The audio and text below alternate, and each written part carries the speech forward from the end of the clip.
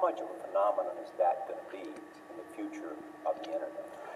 We think it will be one of the most defining aspects of the internet, because if you think about it, everybody has phones, and every phone has a still camera, and every one of those phones is going to have a movie camera pretty soon. And indeed, if you think about it, a lot of the news that you see, you'll see some phone camera video of low quality.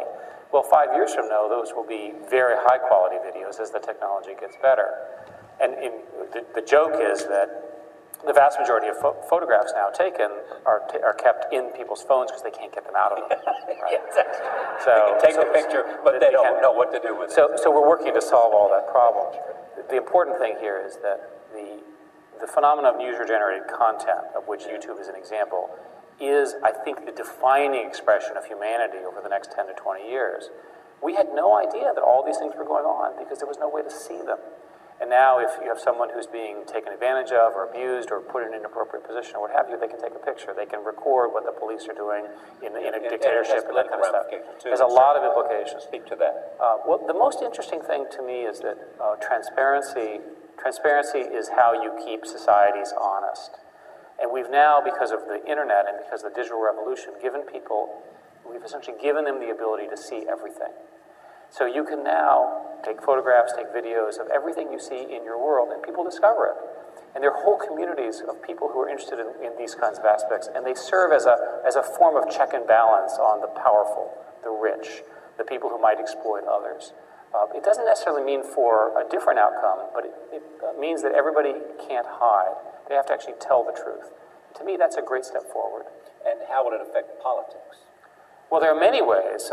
Today, if you talk to politicians, a simple story is that in 2006, the House went Democratic, the Senate went Democratic because of a race in Virginia which involved an unfortunate video on YouTube of a Republican candidate losing to a Democratic candidate. George Allen was running for the Senate as a Republican running for re-election, and he was campaigning somebody in which he had a moment in which he reacted to somebody in the audience. And they all had it on cell phone. And politicians have learned from that lesson.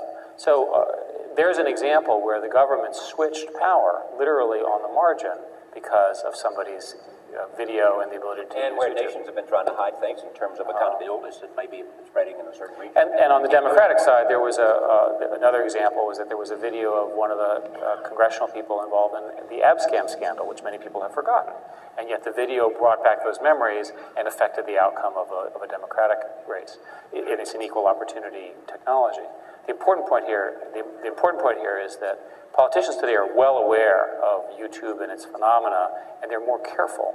And being more careful is probably good, because if they are going off and saying things to small audiences, and then going to another audience and saying something very different, I want to know that as a viewer. There are many things that you can imagine in the future. The one I like the most is the politician's BS detector, where basically Google is sitting there and the politician says something and you can type it in, or even maybe it listens to it and it says, well, that's true or false. Yeah. Then you can decide if you want to leave or cheer. Well, it also has this ramifications too, is because people on the internet now who may have information, if they know something is going on and an investigation by a journalistic organization, it can hold